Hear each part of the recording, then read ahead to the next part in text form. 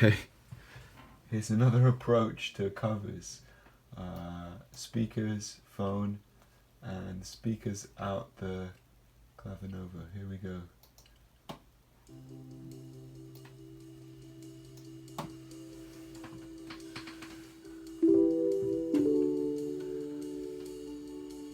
As part of my cover, I'm going to explain the chords.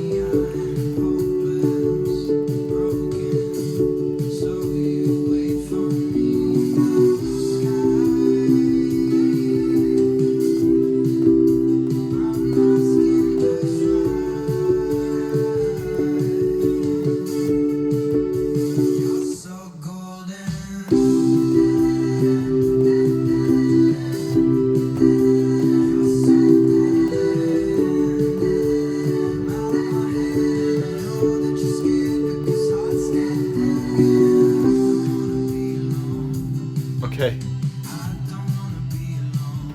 think I can stop that there, that's cool. Great, hope that came through okay. What's going on? What's going on? I think you know what's going on there. Can you see that? Yeah, C major, C, E, G, up to E minor, E, G, then B, back down to D major, D, F sharp and A. And then the lead into the turnaround was on B minor, which is B, D and F sharp. So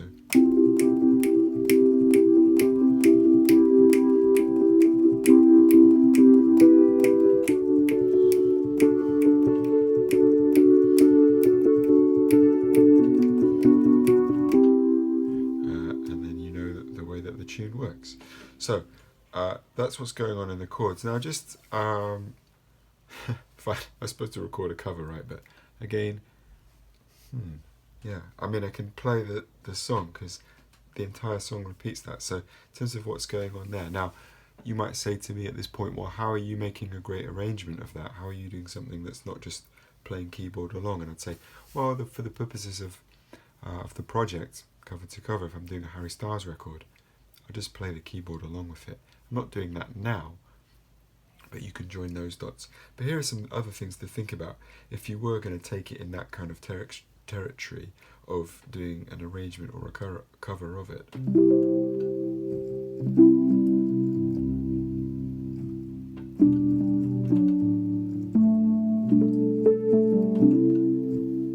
So we can add some notes to the chords, or we could think about one thing in particular, which is a thing that comes up a lot in my teaching. So let's look at these voicings. That's C major. I've changed the voicing here, so C, G, C, E.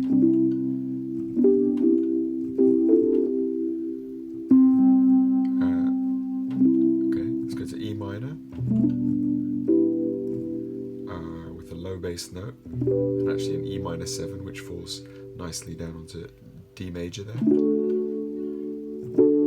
I play that in context.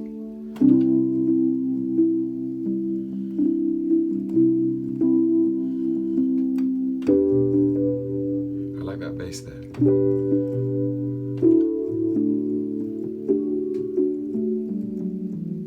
And I'm playing the D major wide there. So you can see that wide by this point. By this point, yeah. You know what D major is. D, A, D, A, D, F sharp, D. And there's a strong presence of course, you could put in the E in there for an add 2, or a sus2 there. Add 2, add 4, sus4. You know, you can play around with that.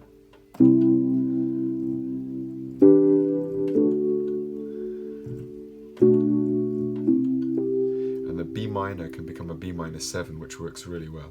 So I like those voicings I've just played. Let me explain that a bit more. C major, E minor 7,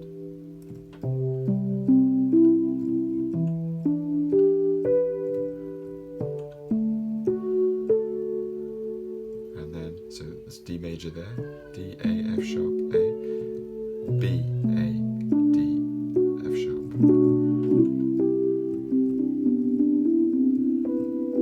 I noticed that Harry Styles' keyboard player in live versions favours the major 7.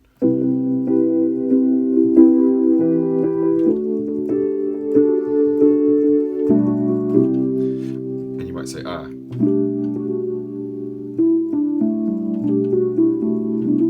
you added a chord there, or a note. Okay, good. So here's a thing to think about. This song is in the key of G major. Okay, so G's the 1 chord. And the chord 3, which is the B minor chord, is, it's considered a weak chord. We've talked about that a lot, so of course you know where this is going. I'm going to use G over B.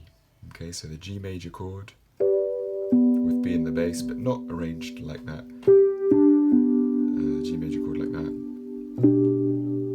with B in the bass. But let's put in 2 of the really important notes of B minor 7, and then let's have it as possibly, the archetypal Michael Allen voicing of, a major 9 first inversion, so G major 9 over B, which should be like this.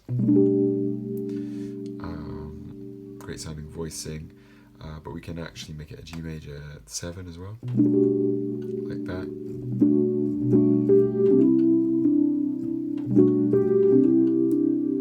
Which sounds really nice. And I don't know if they intended for that kind of like that Coldplay reference there,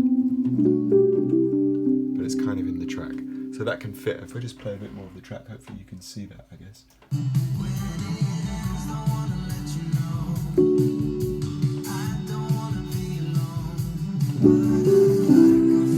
Fits really well, I think.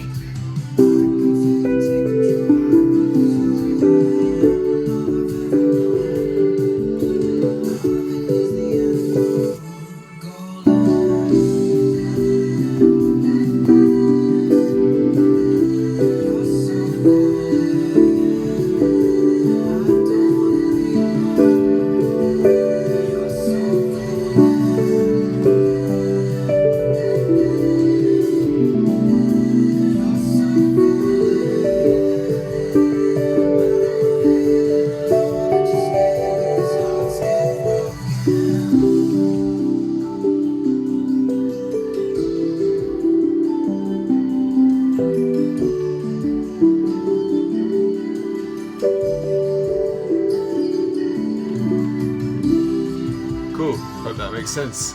Great song, great suggestion. Thank you. Whoa, this went a bit long, sorry.